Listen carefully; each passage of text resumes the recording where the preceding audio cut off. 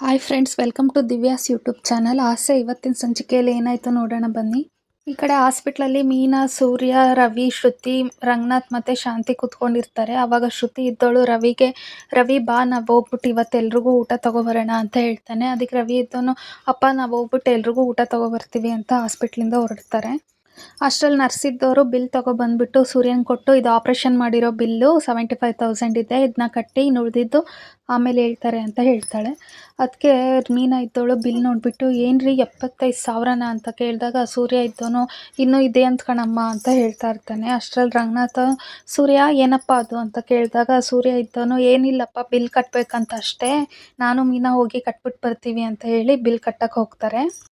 ಈ ಕಡೆ bill counter ಹತ್ರ ಬಂದ್ಬಿಟ್ಟು ಸೂರ್ಯ ಇದ್ದವನು, ಏನೇ ಸೂರ್ಯ ತಲೆ ಮೇಲೆ ಈ ಥರ, ಏನೇ ಮೀನಾ ತಲೆ ಮೇಲೆ ಈ ಥರ ಚಪ್ಪಟಿ ಕಲ್ಲು ಎಳೆದ್ಬಿಟ್ರು, ಬಾಂಬ್ ಹಾಕ್ಬಿಟ್ರು, 75,000 ಕಟ್ಟಬೇಕಂತಲೇ ಮೀನಾ, ನಿನ್ನ ಅಕೌಂಟಲ್ಲಿ ದುಡ್ಡಿದ್ಯಾ ಅಂತ ಕೇಳ್ತಾನೆ. ಅದಕ್ಕೆ ಮೀನಾ ಇದ್ದವಳು, ಇಲ್ಲ ರೀ ಏನೊಂದು 10,000 ಇರ್ಬೋದು ಅಷ್ಟೇ ಅಂತ ಹೇಳ್ತಾಳೆ. ನನ್ನ ಹತ್ರನೂ ಇಲ್ಲ ಕಣೆ ಮೀನಾ, ಇದ್ದಿದ್ದು 10,000 ರೂಪಾಯಲ್ಲಿ 5,000 ರೂಪಾಯಿ ಅಲ್ಲಿ ಕೊಟ್ಟೆ, ಇನ್ನು 5,000 ಇದೆ. ಸರಿ ಇರು, ನನಗೆ ಗೊತ್ತಿರೋರು ಯಾರಿಗಾದ್ರೂ ಫೋನ್ ಮಾಡಿಬಿಟ್ಟು ಸ್ವಲ್ಪ ದುಡ್ಡು ಅಡ್ಜಸ್ಟ್ ಮಾಡಿಕೊಡಿ ಅಂತ ಕೇಳ್ತೀನಿ ಅಂತ ಹೇಳ್ಬಿಟ್ಟು ಫೋನ್ ಎತ್ಕೊಂಡು ಫೋನ್ ಮಾಡ್ತಾ ಇರ್ತಾನೆ. ಸರಿ ಅಂತ ಸೂರ್ಯ ಮೀನಾ ಇಬ್ರು ಅವ್ರಿಗೆ ಗೊತ್ತಿರೋರಿಗೆಲ್ಲ ಫೋನ್ ಮಾಡಿಬಿಟ್ಟು ಇಡ್ತಾರೆ. ಸೂರ್ಯ ಇದ್ದನು, ಲೇ ಮೀನಾ, ನನ್ನ ಫ್ರೆಂಡ್ ಚೀತಾ ಅವ್ರಿಗೆಲ್ಲ ಹೇಳಿದ್ದೀನಿ, ಅವರೊಂದು 20,000 ಅಡ್ಜಸ್ಟ್ ಮಾಡಿಕೊಡ್ತೀನಿ ಅಂದಿದ್ದಾರೆ ಅಂತ ಹೇಳ್ತಾನೆ. ಅದಕ್ಕೆ ಮೀನಾ ಇದ್ದವಳು, ನಾನು ಪದ್ಮಕ್ಕ, ಲಕ್ಷ್ಮಕ್ಕ ಅವ್ರಿಗೆಲ್ಲ ಕೇಳಿದ್ದೀನಿ, ಅವರು ಒಂದು 10,000 ಅಡ್ಜಸ್ಟ್ ಮಾಡಿಕೊಡ್ತೀನಿ ಅಂತ ಹೇಳಿದ್ದಾರೆ ಕಣ್ರಿ ಅಂದಾಗ ಸೂರ್ಯ ಇದ್ದನು, 10,000 ನಿನ್ನ ಹತ್ರ ಒಂದು 10,000 ಇದೆ, 45,000 ಆಯಿತು, ಇನ್ನೊಂದು 35,000 ಹೆಂಗಾದ್ರೂ ಮಾಡಿ ಅಡ್ಜಸ್ಟ್ ಮಾಡ್ತೀನಿ ಅಂತ ಹೇಳುವಾಗ ರಂಗನಾಥ್ ಅವ್ರು ಬಂದ್ಬಿಟ್ಟು, ಸೂರ್ಯ ಏನಾದರೂ ದುಡ್ಡಿನ ಸಹಾಯ ಬೇಕು ಅಂದರೆ ಹೇಳಪ್ಪ, ನಾನು ಮಾಡ್ತೀನಿ ಅಂತ ಹೇಳ್ತಾನೆ. ಅದಕ್ಕೆ ಸೂರ್ಯ ಇದ್ದವನು, ಇಲ್ಲಪ್ಪ ನನಗೆ ನನ್ನ ಹೆಂಡ್ತಿನೇ ಇದ್ದಾಳಲ್ಲ ಜೊತೆಯಾಗಿ ಅಂತ ಹೇಳ್ತಾನೆ. ಈ ಕಡೆ ವಾರ್ಡಲ್ಲಿ ರೋಹಿಣಿ ಮನೋಜಂಗೆ ಊಟ ಮಾಡಿಸ್ತಾ ಇರ್ತಾಳೆ. ಆವಾಗ ಮನೋಜ ಇದ್ದವನು, ರೋಹಿಣಿ ನೀನು ಊಟ ಮಾಡ್ದ ಅಂತ ಕೇಳಿದಾಗ, ಇಲ್ಲ ಮನೋಜ್ ನಾನು ಆಮೇಲೆ ಊಟ ಮಾಡ್ತೀನಿ ಅಂತ ರೋಹಿಣಿ ಹೇಳ್ತಾಳೆ. ಅದಕ್ಕೆ ಮನೋಜ ಇದ್ದವನು, ಇಲ್ಲ ರೋಹಿಣಿ ಫಸ್ಟ್ ಹೋಗಿ ನೀನು ಊಟ ಮಾಡು, ನನಗೆ ಹಿಂಗಾಗಿದೆ ಅಂತ ಹೇಳ್ಬಿಟ್ಟು ನೀನು ಊಟನೇ ಮಾಡಲ್ಲ, ನೀನು ಊಟ ಮಾಡಿದ್ದು ನೋಡಿದ್ಮೇಲೆ ನಾನು ಊಟ ಮಾಡೋದು ಅಂತ ಹೇಳ್ತಾನೆ.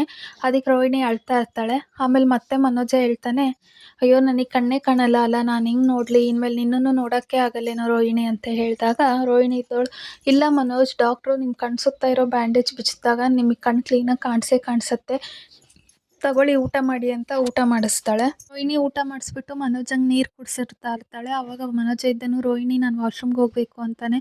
ಸರಿ ಅಂದ್ಬಿಟ್ಟು ರೋಹಿಣಿ ಅವನನ್ನು ವಾಶ್ರೂಮಿಗೆ ಕರ್ಕೊಂಡು ಹೋಗಿ ಮತ್ತೆ ವಾಪಸ್ ಬೆಡ್ ಮೇಲೆ ತೊಗೊಂಬಂದು ಕೂರಿಸಿದಾಗ ಮನೋಜ ಇದ್ದನು ರೋಹಿಣಿ ಕೈ ಇಟ್ಕೊಂಡು, ರೋಹಿಣಿ ನನ್ನ ಜೀವನ ಇನ್ಮೇಲೆ ಇಷ್ಟೇ ಅಲ್ವಾ ರೋಹಿಣಿ ಅಂತಿರ್ತಾನೆ. ಇದನ್ನ ನೆನೆಸ್ಕೊಂಡು ರೋಹಿಣಿ ಅಳ್ತಾ ಇರ್ತಾಳೆ.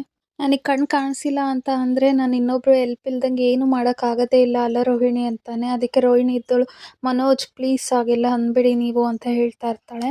ಅಯ್ಯೋ ರೋಹಿಣಿ, ನನ್ನ ಕಣ್ಣೇ ಕಾಣಿಸ್ಲಿಲ್ಲಂಗಾದರೆ ಏನು ಮಾಡೋದು ಅಂತ ಅಂದಾಗ, ಇಲ್ಲ ಮನೋಜ್ ನಿಮಗೆ ಕಣ್ಣು ಕಾಣಿಸುತ್ತೆ, ಯಾರು ನಿಮ್ಮ ಜೊತೆಗಿಲ್ಲ ಅಂದರೂ ನಾನು ನಿಮ್ಮ ಜೊತೆ ಇದ್ದೇ ಇರ್ತೀನಿ, ನಾನು ನಿಮ್ಮನ್ನು ಬಿಟ್ಕೊಡಲ್ಲ, ಅಕಸ್ಮಾತ್ ನಿಮ್ಮ ಕಣ್ಣು ಕಾಣಿಸಿಲ್ಲ ಅಂದರೆ ನನ್ನ ಕಣ್ಣನ್ನೇ ನಿಮಗೆ ಕೊಟ್ಬಿಡ್ತೀನಿ ಅಂತ ಹೇಳ್ತಾಳೆ. ಅದಕ್ಕೆ ಮನೋಜ ಇದ್ದವನು ಫುಲ್ ಶಾಕ್ ಆಗಿಬಿಟ್ಟು ನೋಡ್ತಾನೆ. ಅಷ್ಟರಲ್ಲಿ ನರ್ಸ್ ಬಂದ್ಬಿಟ್ಟು, ಮೇಡಮ್ ಡಾಕ್ಟ್ರು ಬಂದಿದ್ದಾರೆ, ಮನೋಜ್ ಅವ್ರದ್ದು ಬ್ಯಾಂಡೇಜ್ ರಿಮೂವ್ ಮಾಡಬೇಕು ಅಂತ ಹೇಳ್ತಾಳೆ. ಅದಕ್ಕೆ ರೋಹಿಣಿ ಇದ್ದವಳು, ಓಕೆ ಸರಿ ನಾವು ಬರ್ತೀವಿ ಅಂತ ಹೇಳಿ ಮನೋಜಿಗೆ ಜ್ಯೂಸ್ ಕುಡಿಸ್ತಾಳೆ. ಜ್ಯೂಸ್ ಕುಡಿಸ್ತಾ ಇರುವಾಗ ಮನೋಜ್ ಹೇಳ್ತಾನೆ, ರೋಹಿಣಿ ನನಗೆ ಬ್ಯಾಂಡೇಜ್ ರಿಮೂವ್ ಮಾಡಿದ್ಮೇಲೆ ಕಣ್ಣು ಕಾಣಿಸುತ್ತೋ ಇಲ್ಲೋ ಅನ್ನೋದೇ ಯೋಚನೆ ಆಗ್ಬಿಟ್ಟಿದೆ ಅಂತ. ಅದಕ್ಕೆ ರೋಹಿಣಿ ಇದ್ದವಳು, ನೆಗೆಟಿವ್ ಆಗಿ ಯೋಚನೆ ಮಾಡಬೇಡಿ ಮನೋಜ್ ಅಂತ ಹೇಳ್ತಾಳೆ. ಅಷ್ಟರಲ್ಲಿ ಸೂರ್ಯ ಮೀನಾ ಬಂದು, ಮೀನಾ ಇದ್ದವಳು, ರೋಹಿಣಿ ಅವರೇ ತಿಂಡಿ ತಂದಿದ್ದೀನಿ ನಿಮ್ಮಿಬ್ಬರಿಗೂ, ನೀವು ತಿಂದು ಅವ್ರಿಗೂ ಕೊಡಿ ಅಂತ ಹೇಳಿದಾಗ, ಇಲ್ಲ ಮೀನಾ ಅವರೇ, ಮನೋಜ್ ಕಣ್ಣು ಸರಿ ಹೋಗೋವರೆಗೂ ನಾನು ತಿನ್ನಲ್ಲ, ಇವಾಗ ಅವರೊಬ್ಬರಿಗೆ ತಿನ್ನಿಸ್ತೀನಿ ಅಂತ ಹೇಳುವಾಗ ರಂಗನಾಥ್, ಶಾಂತಿ, ರವಿ, ಶ್ರುತಿ ಎಲ್ಲರೂ ಬರ್ತಾರೆ. ರಂಗನಾಥ್ ಇದ್ದವನು, ತಗೋ ಶಾಂತಿ ಅವಳ ನಾಣೆ ಕುಂಕುಮ ಇಡು ಅಂತ ಹೇಳ್ತಾಳೆ. ಮನೋಜ್ ಇದ್ದವನು, ಅಮ್ಮ ನಿನ್ನ ವಾಯ್ಸ್ ಕೇಳಿ ನೀನು ಇಲ್ಲಿರೋದು ನಂಗೆ ಗೊತ್ತಾಗ್ತಿದೆ ಅಮ್ಮ, ನಿನ್ನ ಮುಖ ಮತ್ತೆ ನೋಡ್ತೀನೋ ಇಲ್ಲೋ ಅಂತ ಅಳ್ತಾ ಇರ್ತಾನೆ. ಅದಕ್ಕೆ ಶಾಂತಿ ಇದ್ದವಳು, ಹಂಗೆಲ್ಲ ಹೇಳಬೇಡ ಕಣೋ ಮನೋಜ, ಏನೂ ಆಗಲ್ಲ, ಧೈರ್ಯವಾಗಿರು ಅಂತ ಹೇಳ್ತಾಳೆ. ಅಷ್ಟರಲ್ಲಿ ನರ್ಸ್ ಬರ್ತಾರೆ. ವೀಲಿಂಗ್ ಚೇರ್ ತೊಗೊಬಂದು, ಬಾರೋ ಮನೋಜ ಅಂತ ರವಿ ಕರೆದಾಗ, ಎಲ್ಲಿಗೋ ಅಂತ ಮನೋಜ ಕೇಳ್ತಾನೆ. ನರ್ಸ್ ಬಂದಿದ್ದಾರೆ ಕಣೋ, ಬ್ಯಾಂಡೇಜ್ ರಿಮೂವ್ ಮಾಡೋಕ್ಕಂತೆ ಅಂತ ಹೇಳಿದಾಗ ಸರಿ ಅಂತ ವೀಲಿಂಗ್ ಚೇರ್ ಮೇಲೆ ಮನೋಜ ಕೂತ್ಕೋತಾನೆ. ಅವನನ್ನು ಕರ್ಕೊಂಡು ಬ್ಯಾಂಡೇಜ್ ರಿಮೂವ್ ಮಾಡೋಕ್ಕೆ ಡಾಕ್ಟ್ರ್ ಹತ್ರ ಕರ್ಕೊಂಡು ಹೋಗ್ತಾರೆ. ಆಗ ಮನೋಜ ಇದ್ದನು, ರೋಹಿಣಿ ನನ್ನ ಬಿಟ್ಟು ಹೋಗಬೇಡ ಅಂತ ಹೇಳ್ತಾನೆ. ಶಾಂತಿ ಇದ್ದವಳು, ರೋಹಿಣಿ ಮಾತ್ರ ಅಲ್ಲಪ್ಪ, ನಾವೆಲ್ಲರೂ ನಿಮ್ಮ ಜೊತೆನೇ ಇದ್ದೀವಿ ಅಂತ ಹೇಳ್ತಾರೆ. ಸರಿ ಅಂತ ಡಾಕ್ಟ್ರ್ ಹತ್ರ ಹೋಗ್ತಾರೆ. ಅಷ್ಟರಲ್ಲಿ ನರ್ಸ್ ಬಂದ್ಬಿಟ್ಟು, ಮನೋಜ್ ಅವರು ಬ್ಯಾಂಡೇಜ್ ರಿಮೂವ್ ಮಾಡಿದ ತಕ್ಷಣವೇ ನಿಮ್ಮನ್ನು ನೋಡಬೇಕಂತೆ ಅಂತ ಹೇಳ್ತಾನೆ. ಅದಕ್ಕೆ ಶಾಂತಿ ಇದ್ದವಳು, ನಾನೇ ಅವರ ನಾನೇ ಅವರಮ್ಮ ನನ್ನನ್ನೇ ನೋಡ್ಬೇಕಲ್ವಾ ಅವನು ಅಂದಾಗ, ಇಲ್ಲ ಅವ್ರ ಹೆಂಡ್ತಿನ ನೋಡ್ಬೇಕಂತೆ ಅಂತ ಹೇಳ್ತಾನೆ. ಸರಿ ರೋಹಿಣಿ ಹೋಗಿ ಒಳಗೆ ಅಂತ ಹೇಳ್ತಾರೆ.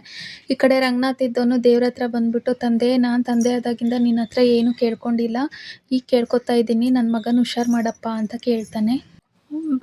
ಮನೋಜನ್ ಬ್ಯಾಂಡೇಜ್ ರಿಮೂವ್ ಮಾಡಿದಾಗ ಮನೋಜಂಗೆ ಕಣ್ಣು ಕಾಣಿಸುತ್ತೆ. ರೋಹಿಣಿ ನೀನು ನನಗೆ ಕಾಣಿಸ್ತಾ ಇದೆಯಾ ಅಂತ ಖುಷಿ ಪಡ್ತಾನೆ. ಆಮೇಲೆ ಡಾಕ್ಟ್ರು ಕಂಗ್ರ್ಯಾಚುಲೇಷನ್ ಹೇಳಿದಾಗ, ಡಾಕ್ಟ್ರೇ ನಿಮಗೂ ಕೂಡ ಕಂಗ್ರ್ಯಾಚುಲೇಷನ್ಸ್, ನೀವು 5 ಡಿಗ್ರಿ ಮನೋಜನ್ನ ಕಣ್ಣು ಕಾಣಿಸೋ ಹಾಗೆ ಮಾಡಿಬಿಟ್ಟಿದ್ದೀರಾ ಅಂತ ಹೇಳ್ತಾನೆ. ಈ ಕಡೆ ರೋಹಿಣಿ ಹೊರಗೆ ಬಂದ್ಬಿಟ್ಟು ಅಳ್ತಾ ಇರ್ತಾಳೆ. ಅವಳು ಅಳೋದು ನೋಡಿ ಎಲ್ಲರೂ ಅವ್ನ ಕಣ್ಣು ಹೋಯ್ತೇನೋ ಅಂತ ಥಿಂಕ್ ಮಾಡ್ತಾರೆ. ಆಮೇಲೆ ಇಲ್ಲ ನೀವು ಯಾರೂ ಏನೂ ಅಂದ್ಕೋಬೇಡಿ, ಮನೋಜಿಗೆ ಕಣ್ಣು ಬಂದಿದೆ, ಕಣ್ಣು ಕಾಣಿಸ್ತಾ ಇದೆ ಅಂತ ಹೇಳಿದಾಗ ಎಲ್ಲರೂ, ಹೌದಾ ಮನೋಜಂಗೆ ಕಣ್ಣು ಕಾಣ್ತಾ ಇದೆಯಾ, ನಿಜವಾಗ್ಲೂ ಅವನೇ ಮಾತಾಡೋದು ನಿಮ್ಮ ಹತ್ರ ಅಂತ ಕೇಳ್ತಾರೆ. ಹ್ಞೂ ಮಾವ ಅವರೇ ಮಾತಾಡಿದ್ರು ಅಂತ ರೋಹಿಣಿ ಹೇಳ್ತಾಳೆ.